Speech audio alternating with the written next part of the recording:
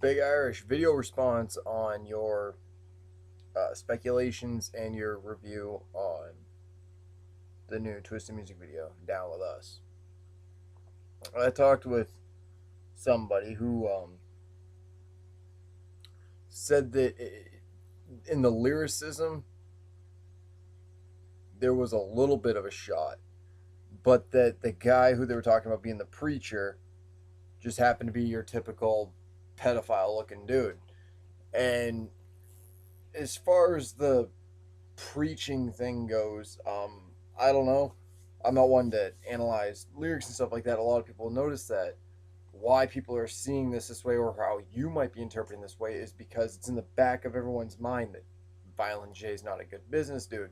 And this didn't really come to light up until about Twiztid left. Because even RLP fans and anti juggalos and all these other people were down with Twiztid. In the music video, I think they're talking about whether you're down with the murder shit, whether you're down to, like, break someone's skull, they're down with us. They're pretty much saying our fan base is bigger than even the Juggalos, because Juggalos, anti-Juggalos, and RLP fans are still down with Twiztid. Could it possibly be because they left and they're like, hey, these guys see the light, so now their music is good? But were they paying attention to Twiztid while they were on the label?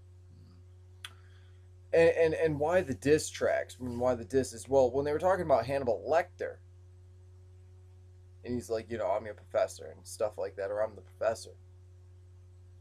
There was an interview a while back where they were actually dissing Mars.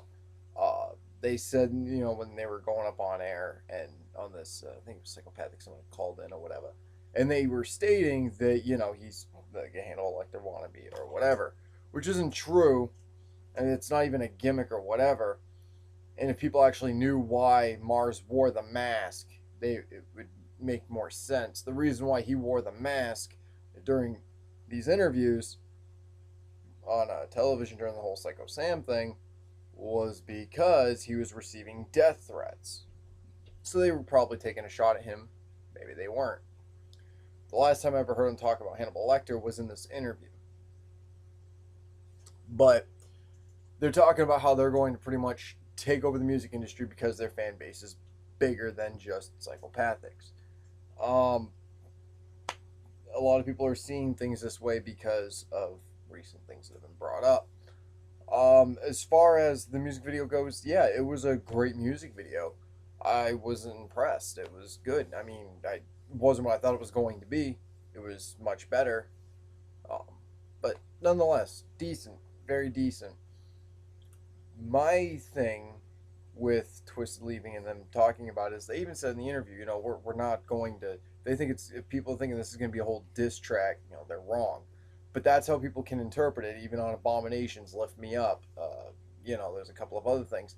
They went back to the whole chainsaw thing, and they were talking about the meat cleaver that could have, chainsaw was a big thing in Abominations.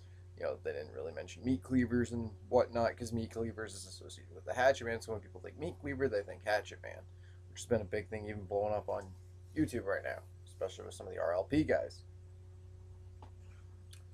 So as far as I'm concerned with the whole Twiztid thing, if it was this bad and they were going to make a shot at Violent J like this blatantly, they would have just decided, no, we're not doing Dark Lows, we're not doing Psychopathic Riders, we're not going to be in any association with Psychopathic Records unless they were forced to be, which is possible.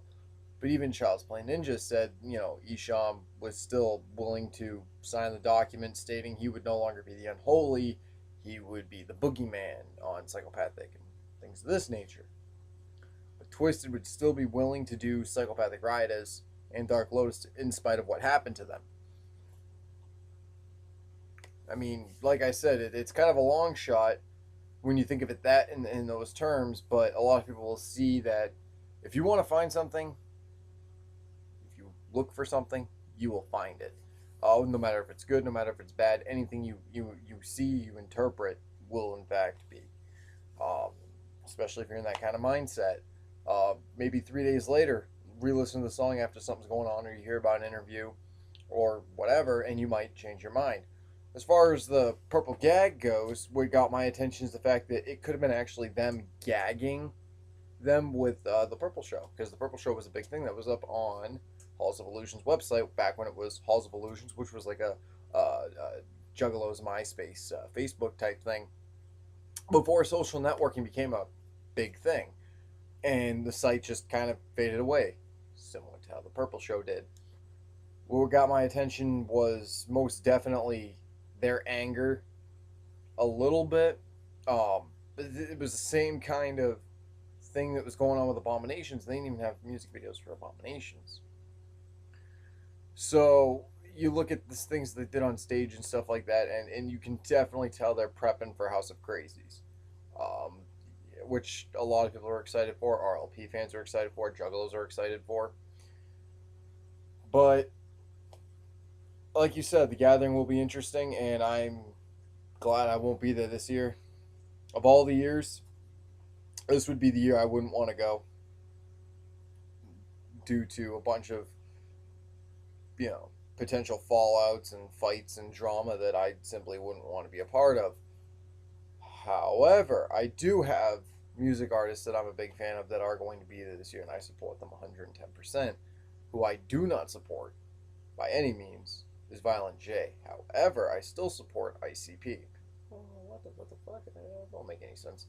Let me explain real quick. I support ICP and what they do because, like you and me talked about, I give thanks for them for introducing me to Mad Insanity, for introducing me to Twiztid and all these other people, and for Psychopathic Records once representing, you know, uh, decent music, you know, awesome tracks, and the whole sellout thing started, you know, right around the Jekyll Brothers era, and I I never got into it during Jekyll Brothers. I didn't come in till the Wraith in 2001, but I did notice with ICP lately they've been put in bad light, and I think that didn't happen until Twiztid left.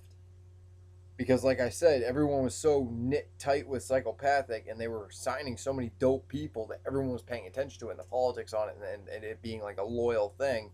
All of a sudden, Twiztid's gone, so you're going to have that amount of kickback. You're going to have that amount of issues that are going on. You're going to have this many problems. Because with the positive comes the negative. With every action, there's a reaction. And this is people's reaction to Twiztid leaving, and this is why a lot of people are saying, you know, fuck Violent J. They're pissed on how they treated Twiztid, and as you said, Abominations was the best thing to come out of Psychopathic Records ever. So, looking at that and looking at the other albums and looking at the Purple Gang, Twiztid always came second because Twiztid was a threat to ICP. They had taken the Empire and quite possibly outsold all of ICP CDs, and they did not want that on their label. So perhaps maybe there was issues with that they kind of voiced. And maybe even possibly they didn't deliberately voice this. It was a subconscious thing. For instance, when they were talking about all these different things, you know, they're going through the lyrics and stuff like, hey, that works pretty good. And they didn't expect it to come out that way, and it did, like a Freudian slip almost. But they were thinking of something else in association with Meat Cleaver or whatever. Like I said, it could have been something from Abominations. It could have been a reference to this, that, or whatever. But to make one last point on this, Violent J did this to himself. Violent J dug himself a hole to get this kind of negative attention.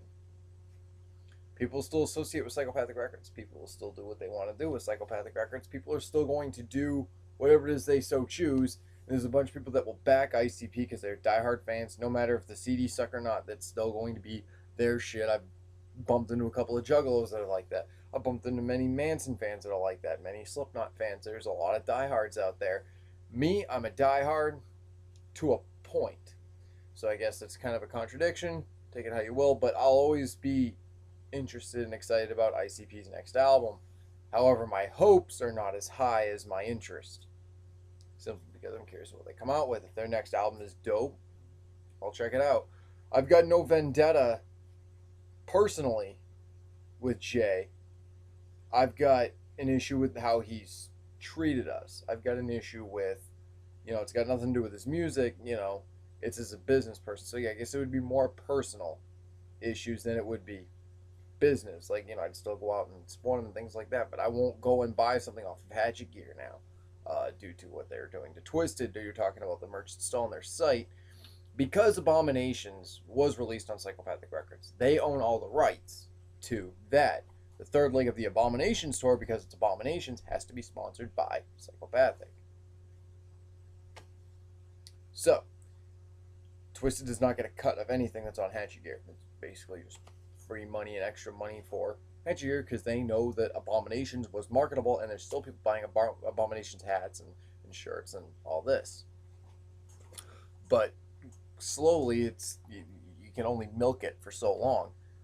Similar to the whole ICP thing. However, what I am interested in, and I've already made a statement on this, and this is something I never ever do, I'm asking people to do this, please go check out my video response